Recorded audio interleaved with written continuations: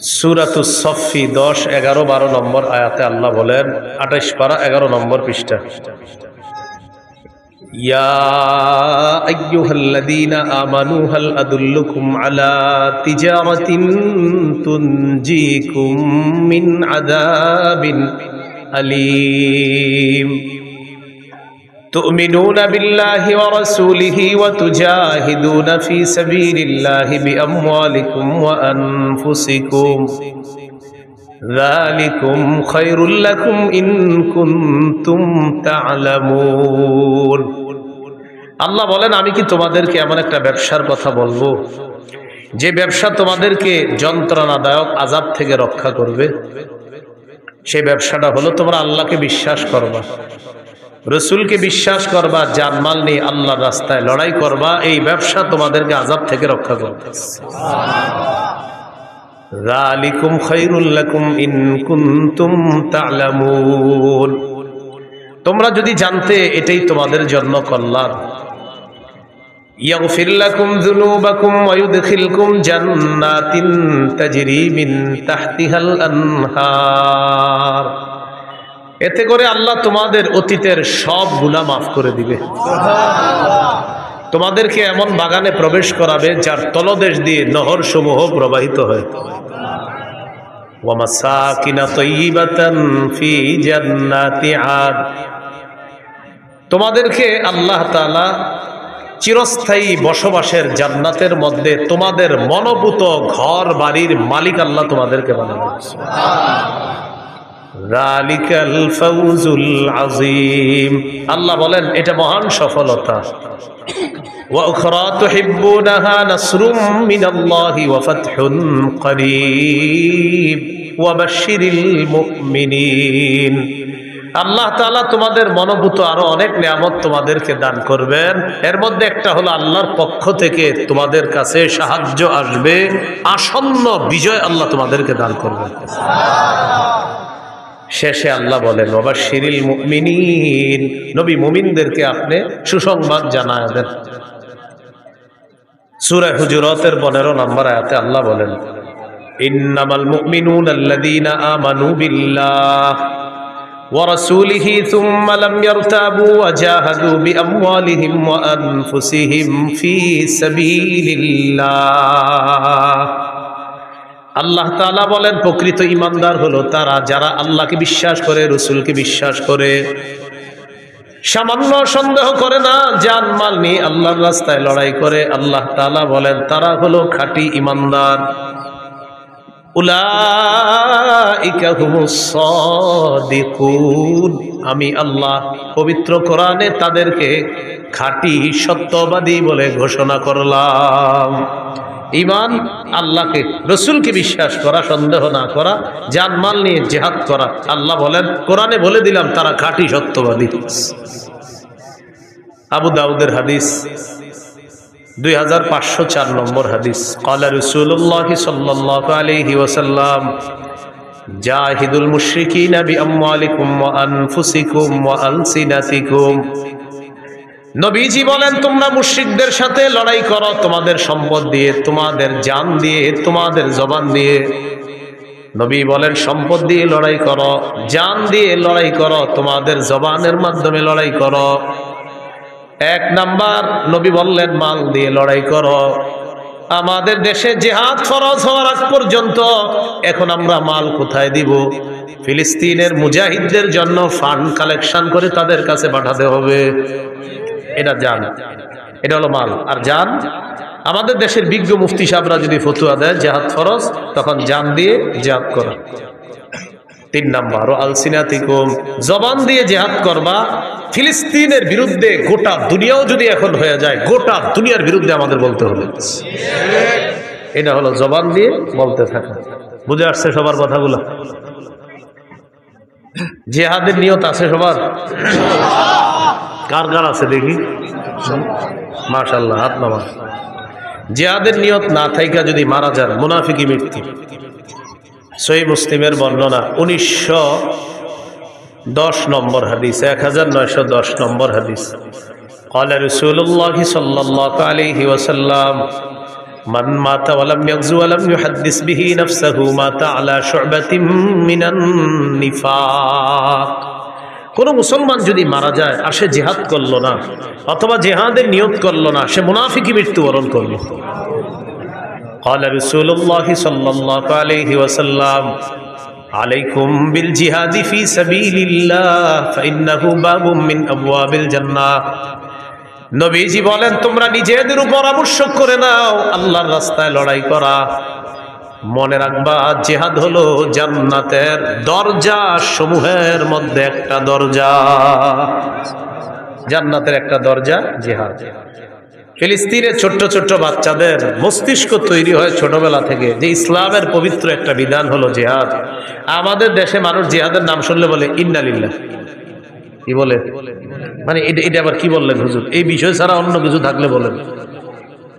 মা বোনরা শোনেন, সন্তানকে শৈশব থেকে জিহাদের মানসিকতায় বড় করতে হবে। পৃথিবীর যে গতি দেখা যাইতেছে, মুসলমানদের মধ্যে প্রচুর মুজাহিদ বাহিনী তৈরি করা এখন সময়ের দাবি। আল্লাহ কথাগুলা বুঝার তৌফিক দান করেন। قال رسول الله صلى الله عليه وسلم من قتل في سبيل الله فوق ناقة وجبت له الجنة। নবীজি বলেন, কেউ যদি আল্লাহর রাস্তায় লড়াই করে এই পরিমাণ ওটের দুধ দুইবার আপনি পান করলেন, একবার এরপরে আবার পান করলেন, এই যে মাঝে সময়টা গ্যাপ হয়, নবী বলেন এই পরিমাণ কোন ব্যক্তিও যদি আল্লাহর রাস্তায় আল্লাহর দ্বীন প্রতিষ্ঠিত করার জন্য লড়াই করে, তার জন্য আল্লাহর জান্নাত ওয়াজিব হয়ে যায়। এই জন্য জিহাদের নিয়ত সবাই রাখবো, বলেন ইনশাআল্লাহ। আবু দাউদের হাদিস 2484 নম্বর হাদিস, 2484। قال رسول الله صلى الله عليه وسلم لا تزال طائفة من أمتي يقاتلون على الحق ظاهرين على من ناوأهم। নবীজি বলেন, আমার উম্মতের একটা দল সদা সর্বদা হকের পক্ষে লড়াই করবে। তাদের সাথে বাতিল লড়াই করতে আসবে, বাতিলদেরকে তারা নাস্তানাবুদ করে ছাড়বে, বাতিলদেরকে তারা সর্বশেষ পরাজিত করে ছাড়বে। যার বড় প্রমাণ হলো বর্তমান আফগানিস্তান। কোন দেশ? আফগানিস্তান। অভিভাবক বানাইছে কাকে জানেন? আল্লাহকে। কাকে? আমাদের অভ্যাস হলো এক তাগুত অভিভাবক বানানোর পর এটারে ছাইরা আরেক তাগুতকে অভিভাবক বানাই। সূরা বাকারার 257 নম্বর আয়াতে আল্লাহ বলেন, আল্লাহু ওয়ালিয়্যুল্লাযীনা আমানু, ঈমানদারদের অভিভাবক হলেন আল্লাহ। বলেন ঈমানদারের অভিভাবক কে? আল্লাহ। সূরা মাঈদার 51 নম্বর আয়াতে আল্লাহ বলেন, ইয়া আইয়ুহাল্লাযীনা আমানু লা তাত্তাখিযুল ইয়াহুদা ওয়ান নাসারা আউলিয়া। হে ইমানদারগণ, ইহুদি খ্রিস্টানদেরকে অভিভাবক রূপে গ্রহণ করবা না। বারবার আমরা ভুল করি, এক অভিভাবক ছেড়ে আরেক অভিভাবক ধরি, কিন্তু মজার ব্যাপার আর দুঃখের ব্যাপার আর ইন্টারেস্টিং ব্যাপার, আগে যেটাকে ধরি সেটাও তাগুত, পরে যেটাকে ধরি সেটাও তাগুত। তাই মুসলমানদের চূড়ান্ত ভাগ্য পরিবর্তন হয় না। এই জন্য বাংলাদেশে একটা সময় চলতেছে এখন যদি হুজুররা গুতাগুতি বন্ধ না কইরা, এখন যদি এক না হইতে পারে, আগামী 50 বছর এই সুযোগ আর আসবে না। এটা এখন চলছে। আমাদের বাংলাদেশের সব মুসলমানদের মনের দাবি একটা এখন, যে আমরা বাংলাদেশে ইসলামী মাইন্ডের কোন নেতা চাই। এটা সব মুসলমানদের না মনের চাওয়া। আপনি খুঁজে দেখেন, হাঁটতে হাঁটতে সবার এটা চাওয়া। কিন্তু এই সুযোগটা যদি কাজে না লাগাই, পরে ওই যে ওই এক তাগুত ছাইরা আর একটারে ধরি, বৃষ্টি থেকে বাঁচার জন্য ঝর্ণার নিচে এসে দাঁড়াই। কোথেকে বাঁচার জন্য কই দাঁড়াই? কেউ আপনার ঝর্ণার নিচে কেন? ভাই রে বৃষ্টি, এখানে কি? ও আচ্ছা।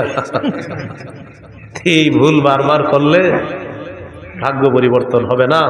আবু বকর, ওমর, উসমান, আলী রাদিয়াল্লাহু তাআলা আনহুম, তাদের যুগের সেই খেলাফতের রাশেদা খেলাফত ব্যবস্থা ছাড়া মুসলমানদের চূড়ান্ত ভাগ্য পরিবর্তন হবে না, হতে পারে না কিয়ামত পর্যন্ত। তো বলছিলাম, রাসূলুল্লাহ সাল্লাল্লাহু আলাইহি সাল্লাম বলেন, লা তাজালু তাইফাতুম মিন উম্মতি ইউকাতিলুনা আলাল হক। আমার উম্মতের একটা দল সদা সর্বদা হকের পক্ষে লড়াই করবে। যাহিরিনা আলা মান নাওয়াহুম, তাদের বিরুদ্ধে যারা থাকবে তাদেরকে তারা পরাজিত করে ছাড়বে। হাত্তা ইউকাতিলা আখিরু উম্মতি আল মাসিহ আদ-দাজ্জাল, এমনকি আমার উম্মতের সর্বশেষ দলটি দাজ্জালকে পর্যন্ত পরাজিত করবে, আমার উম্মতকে আল্লাহ বিজয় দান করবে। আবু দাউদের 2532 নম্বর হাদিসের বর্ণনা, 2532। এই হাদিসে কি বলে দেন? قال رسول الله صلى الله عليه وسلم ثلاثة من أصل الإيمان, নবীজি বলেন ইমানের মূল হলো তিনটা। বলেন ইমানের মূল কয়টা? অনেকগুলো আছে, এর মধ্যে সবচেয়ে বেশি মূল কয়টা? এক নম্বর আল কাফু আম্মান ক্বালা লা ইলাহা ইল্লাল্লাহ।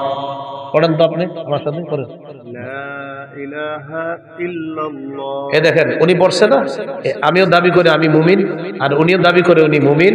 আমার উপর প্রথম কাজ হলো আমি ওনারে কষ্ট না দেওয়া। এটা ঈমানের মূল বিষয়ের একটা বিষয় যে লা ইলাহা ইল্লাল্লাহ ওয়ালাকে তুমি কষ্ট দিবা না। এটা প্রথম।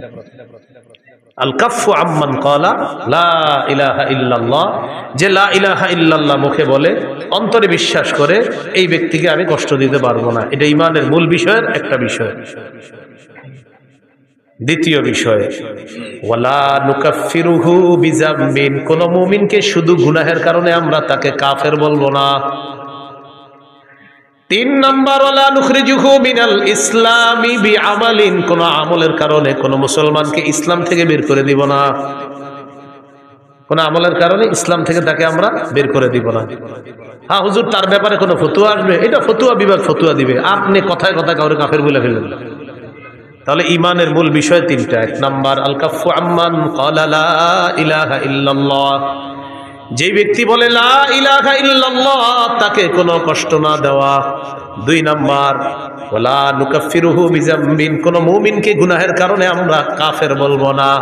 তিন নাম্বার ওয়ালা নুখরিজুহু মিনাল ইসলামি বিআমাল, কোন মুমিনের কোন আমল দেখাই তাকে আমরা ইসলাম থেকে বের করে দিব না। এরপর আল্লাহ নবী বলেন ওয়াল জিহাদু মাযিন মুনযু বাসানি আল্লাহু ইলা আইয়ুকাতিলা আখির উম্মতি আদ-দাজ্জাল। নবী বলেন আমি যেদিন থেকে আল্লাহ আমাকে নবুয়ত দান করছেন সেদিন থেকে জিহাদ জারি আছে, জিহাদ ফরজ আছে, কিয়ামত পর্যন্ত চলতে থাকবে। আমার উম্মতের শেষ দলটা দাজ্জালের সাথে লড়াই করা পর্যন্ত আমার এই জিহাদের যে বিধান আল্লাহ দিয়েছেন কিয়ামত পর্যন্ত এটা চলতেই থাকবে। তাহলে কিয়ামত পর্যন্ত জিহাদ চলতে থাকবে। এবার আমার সাথে বলেন কোন জালেমের জুলুম,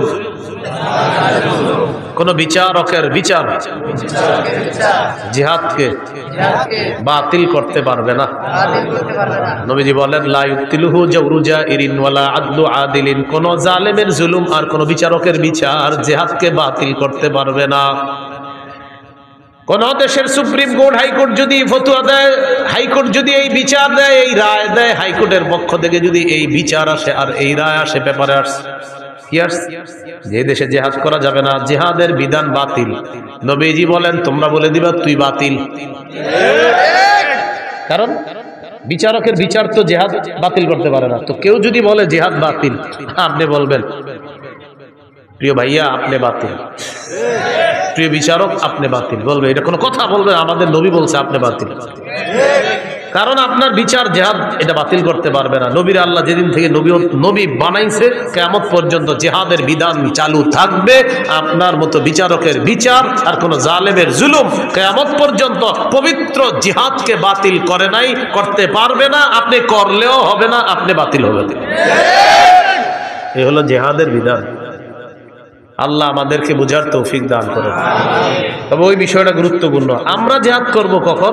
এদেশের বিজ্ঞ মুফতিরা ফতোয়া দিবে যখন, বিজ্ঞ মুফতি সাহেবরা ফতোয়া দিতে হবে। আপনি সকালে গিয়ে আবার কিছু উড়ে দিয়ে না, বিজ্ঞ মুফতি সাহেবদের ফতোয়া লাগবে, তখন জিহাদ ফরজ হবে। আল্লাহ কথাগুলা বুঝার তৌফিক দান করেন। সহিহ বুখারীর বর্ণনা 3123 নম্বর হাদিস।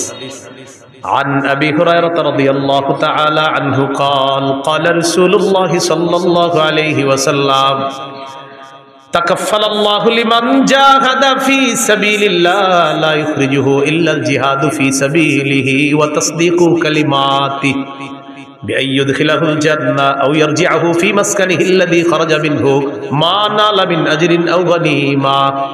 কোন ব্যক্তি জিহাদে বের হয়েছে, শুধু জিহাদের নিয়তে বের হয়েছে এবং আল্লাহর কথাগুলা বিশ্বাস করছে, হ্যাঁ জিহাদ করলে এই লাভ, এগুলা জেনে সে বের হয়েছে, এই ব্যক্তি জিহাদের ময়দানে যাওয়ার পর আল্লাহ দায়িত্ব নিয়ে নেয়, হয়তো শহীদ বানায় তাকে জান্নাতে পৌঁছায় দিবে, না হয় প্রচুর গনিমতের মাল সহ তার ঘরে আল্লাহ তাকে ফিরিয়ে দিবে।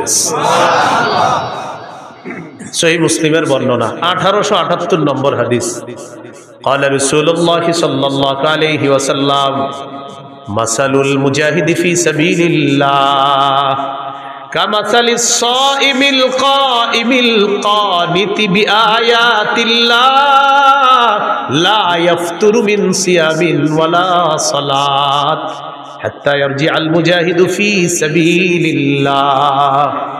নবীজি বলেন, কোন ব্যক্তি নফল রোজা রাখে, নফল নামাজ পড়ে আর নামাজের মধ্যে ধারাবাহিক কোরআন তেলাওয়াত করে, কোন ব্যক্তি নামাজের মধ্যে আছে, নফল নামাজের মধ্যে কোরআন তেলাওয়াত করতেছে আর লোকটা রোজা অবস্থায়, এক হলো সে রোজাদার, আরেক হলো সে নামাজের মধ্যে আছে, আরেক হলো সে আল্লাহর কোরআন তেলাওয়াত করতেছে, সবগুলাই গুরুত্বপূর্ণ। নবীজি বলেন, এই ব্যক্তি কোন রকম ক্লান্তিহীন ভাবে এই ইবাদত করলে যে সওয়াব, নফল নামাজ ধারাবাহিক পরে রোজাও রাখে আর তেলাওয়াত করতেছে, কোনো ক্লান্ত নাই, এই লোকটা ক্লান্ত হয় না। এই ক্লান্তিহীন নামাজ রোজা, ক্লান্তিহীন তেলাওয়াত করে সেই ব্যক্তি যেই সওয়াব পাবে, আল্লাহর রাস্তায় যেই মুজাহিদ, এই মুজাহিদ জিহাদে যাওয়ার পর ফিরে আসার আগ পর্যন্ত এই পরিমাণ সওয়াব আল্লাহ তার আমল নামায় দিয়ে দেয়, চলতে থাকে আমল নামায়। এটা মুজাহিদ যদি আল্লাহর রাস্তায় যায়। আবু দাউদের বর্ণনা 1449 নম্বর হাদিস। এই হাদিসের বর্ণনাকারী সাহাবীর নাম আব্দুল্লাহ ইবনে হুবশিগিল খাসআমি রাদিয়াল্লাহু তাআলা। তিনি বলেন, আন্না রাসূলুল্লাহ সাল্লাল্লাহু আলাইহি ওয়াসাল্লাম সুইলা আইয়ুল আমালি আফজালু ইয়া রাসূলুল্লাহ। নবীজিকে জিজ্ঞাসা করা হলো, হুজুর কোন আমল সবচেয়ে শ্রেষ্ঠ? নবীজি বললেন, তুলুল কিয়াম, লম্বা সময় নামাজে দাঁড়ায় থাকা, এটা শ্রেষ্ঠ আমল। শীতকালে লম্বা সময় একটু নামাজ পড়েন, তাহাজ্জুদ পড়েন, লম্বা সময় একটু দাঁড়ায় থাকেন শীতকালে, বলেন ইনশাআল্লাহ। 4 রাকাত সুন্নত একদম 3.5 মিনিটের বেশি লাগাবে না, কি বলেন? 4 রাকাত 4 রাকাত, প্রথম 2 রাকাত মনে করেন ঠিক মতো পড়ছে, পরে ইমাম সাহেব জামাতে দাঁড়াইবো, পরের 2 রাকাত পুরাই বুলেট শুরু হয়ে গেছে। কি ঘটনা কি? মুয়াজ্জিন সাহেব ইকামত দিছে, হের কথা হলো আমি এই 2 রাকাত যেমনও শেষ করে ধরমই হুজুর।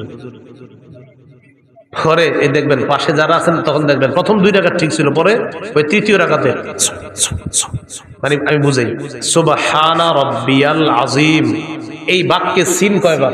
একবার। সুবহানা রাব্বিয়াল আযীম, সিন কয়বার হুজুর? একবার।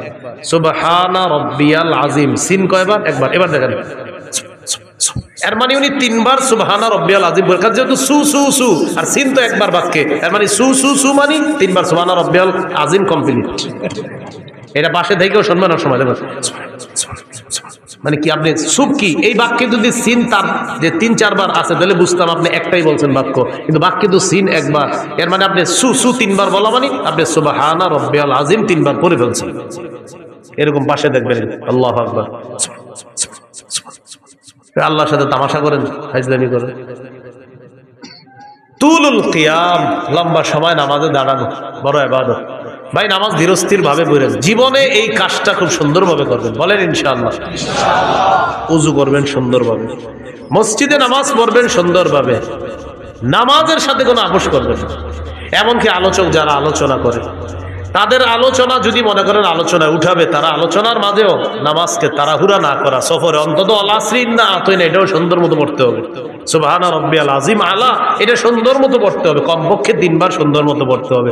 1 মিনিটে 2 রাকাত যেন শেষ না হয়, বিষয়টা দিকে খেয়াল রাখবেন। তো রাসূলুল্লাহ সাল্লাল্লাহু আলাইহি সাল্লাম বললেন, তুলুল কিয়াম, সবচাইতে শ্রেষ্ঠ আমল আল্লাহর কাছে লম্বা সময় নামাজের মধ্যে দাঁড়িয়ে থাকা। কিলা আইয়ুস সাদাকাতি আফজালু ইয়া রাসূলুল্লাহ, হুজুর কোন সদকাটা সবচাইতে শ্রেষ্ঠ? নবীজি বললেন, জাহদুল মুকিল্লি, কোন ব্যক্তি পরিশ্রম করে, কষ্ট করে উপার্জন করে যেই সম্পদ, এই কষ্টার্জিত উপার্জন থেকে যদি সে আল্লাহর রাস্তায় দান করে, সদকা করে, মাদ্রাসায় দেয়, তার এই সদকা আল্লাহর কাছে সর্বশ্রেষ্ঠ সদকা হয়ে যায়। রিক্সা চালাইছেন, কিছু টাকা কামাইছেন, 5 টাকা সদকা করছেন, মাস শেষে বেতন পাইছেন, কষ্টার্জিত এই বেতন পাওয়ার পর ইখলাসের সাথে 5টা টাকাই কোনো অসহায়কে দিছেন, এই আমলটা আল্লাহর কাছে শ্রেষ্ঠ সদকা হয়ে যায়। কিলা আইয়ুল হিজরাতি আফজালু ইয়া রাসূলুল্লাহ, হুজুর কোন হিজরত আল্লাহর কাছে সবচাইতে শ্রেষ্ঠ আপনার কাছে জানতে চাই। নবীজি বললেন, মান হাজারা মা হারামাল্লাহু আলাইহি, আল্লাহ যা হারাম করেছেন এই হারাম থেকে বেঁচে থাকা হলো আল্লাহর কাছে সর্বশ্রেষ্ঠ হিজরত। কিলা আইয়ুল জিহাদি আফজালু ইয়া রাসূলুল্লাহ, হুজুর কোন জিহাদ আল্লাহর কাছে সবচাইতে শ্রেষ্ঠ।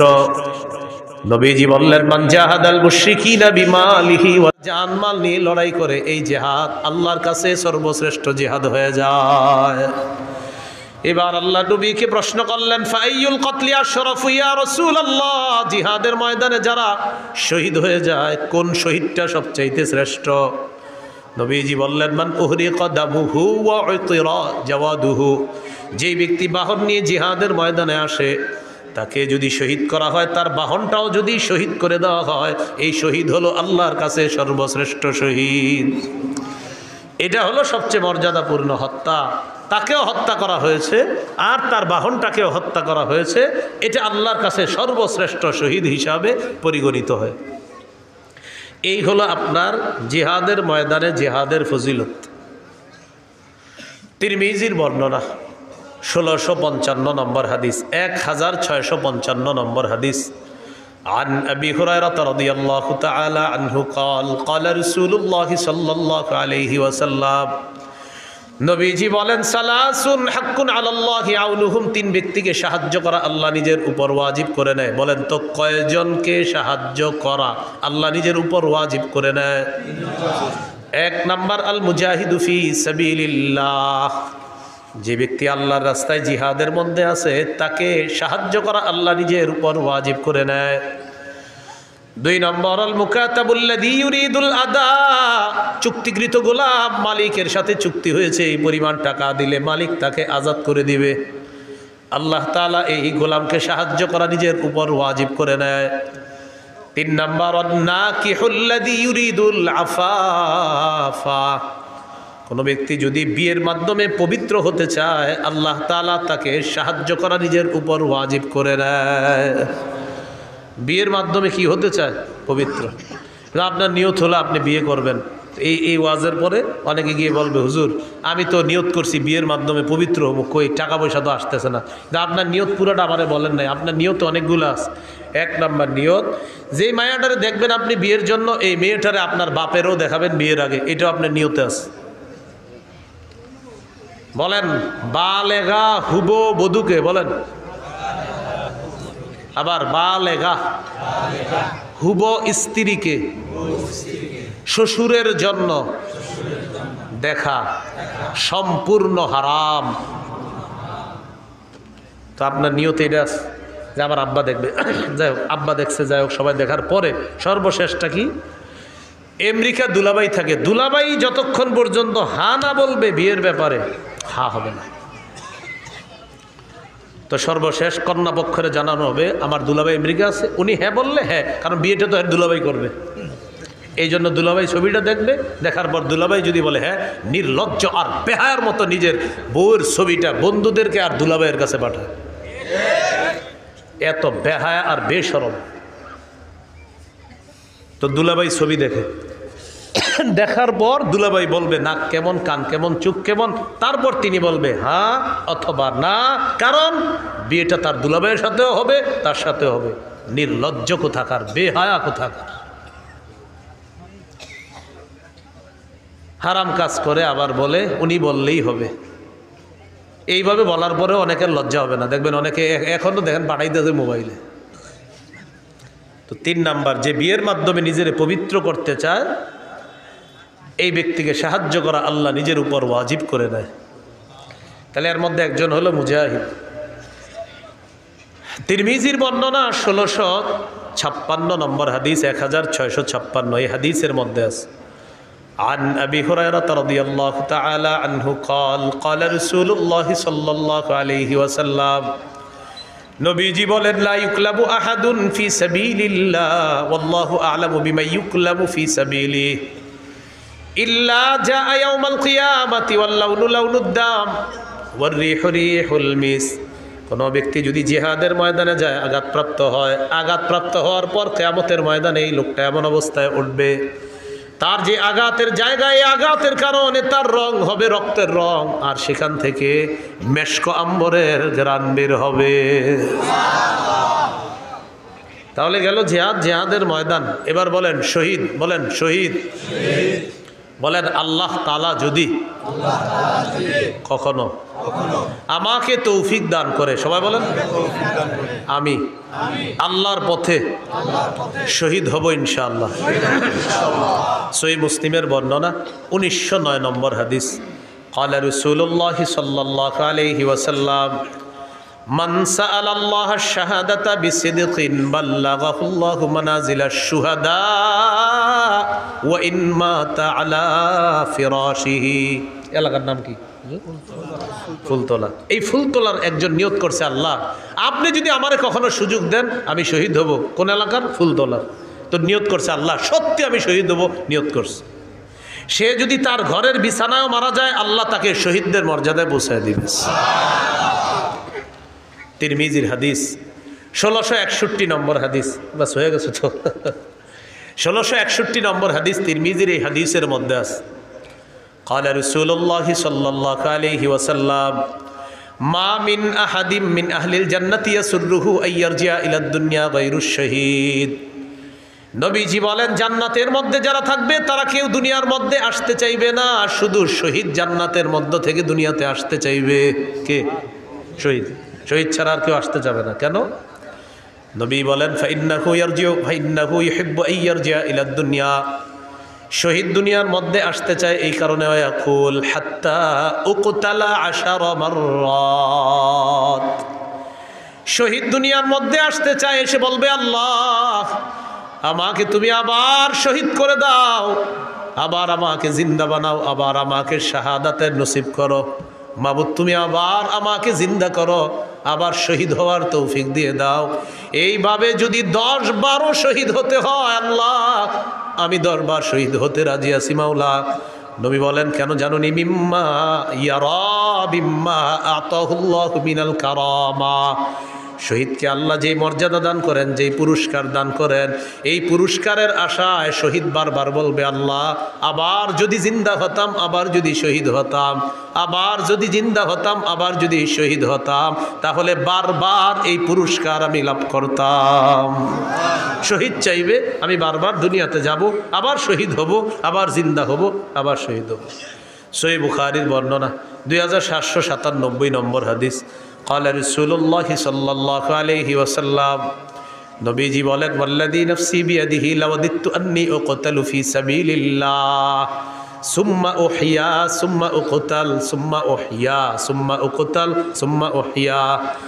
নবী বলেন আল্লাহর কসম আমার মন চায় আমাকে শহীদ করা হোক, আবার আমাকে জিন্দা করা হবে, আবার আমাকে শহীদ করা হবে, আবার আমাকে জিন্দা করা হবে, আবার আমাকে শহীদ করা হবে, আবার জিন্দা করা হবে, আবার শহীদ করা হবে। হাদিস দ্বারা বোঝা যায় যতবার আমি শহীদ হব ততবার যদি জিন্দা করা হয়, এরপরেও যেন আবার আমাকে শহীদ করা হয়। এটা নবীর আশা। তিরমিজির বর্ণনা 1663 নম্বর হাদিস। বলেন আল্লাহর কাছে শহীদের স্পেশাল 6টি বৈশিষ্ট্য। কয়টি বৈশিষ্ট্য? মন দিয়ে শোনেন। 5 নম্বরে কি কয় দেখেন, আগে 6টাই শোনেন আর কি, সবগুলোই শোনেন। قال رسول الله صلى الله عليه وسلم للشهيد عند الله 6 خصال। আল্লাহর কাছে শহীদের 6টা পুরস্কার, 6টা মর্যাদা। 1 নম্বর ইগফারু লাহু ফি আউয়ালি দাফআতিন ওয়া ইউরা মাকআদুহু মিনাল জান্নাহ। শহীদের শরীরের রক্তের ফোঁটাটা পড়ার সাথে সাথে তাকে জান্নাতের আসনটা দেখানো হয়, আর তার আগের গুনাহগুলো মাফ করে দেওয়া হয়। এই যে মনে করেন আমি শহীদ হচ্ছি, ওনারে শহীদ করা হচ্ছে, আল্লাহ কবুল করুন। তো মনে করেন শহীদ হবে, ওনার এই রক্তের ফোঁটাটা পড়লো, আমি শহীদ হবো, আমার রক্তের প্রথম ফোঁটাটা পড়তেছে, ওই টাইমে শহীদকে জান্নাত দেখানো হয়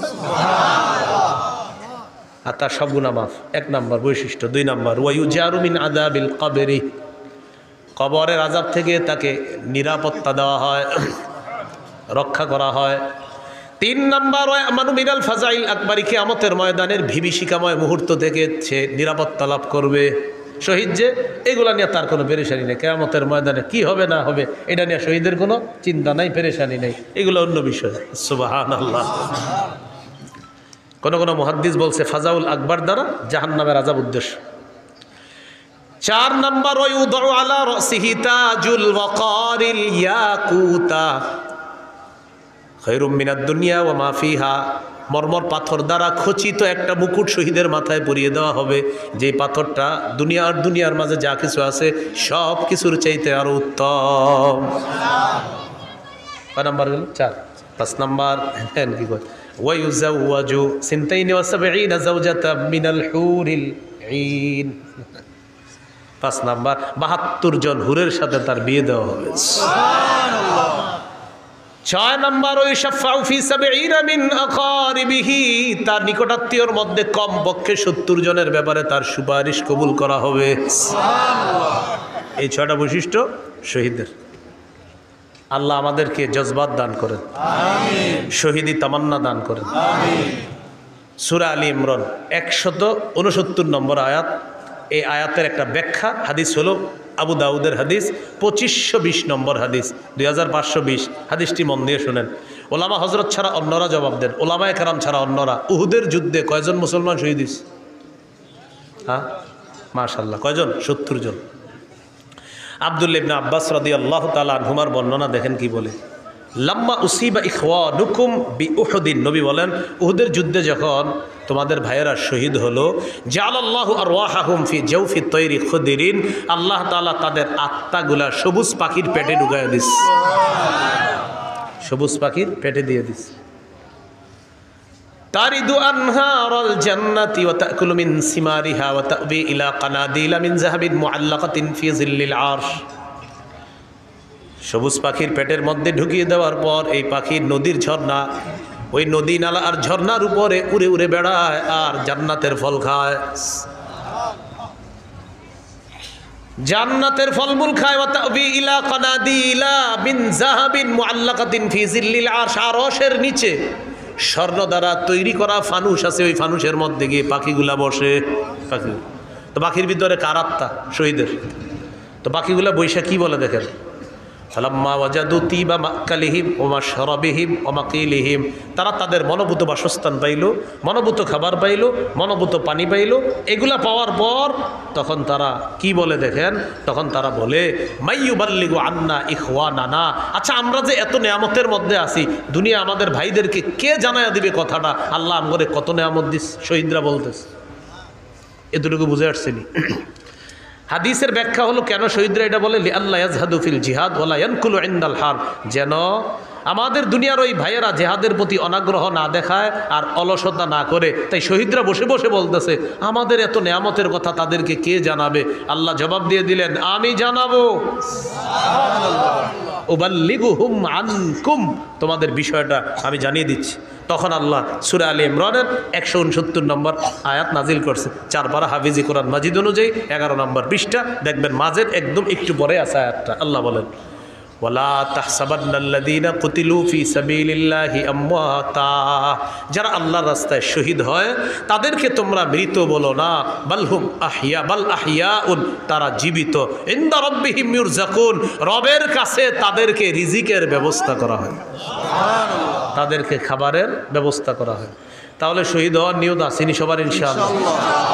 ক্রেতাকে, বিক্রেতা, দ্রব্য জানমাল, দ্রব্য জান্নাত, মূল্য জান্নাত, বাজার জিহাদের ময়দান। আবার ক্রেতা বিক্রেতা, দ্রব্য জান্নাত, মূল্য জান্নাত, আর বাজার জিহাদের ময়দান।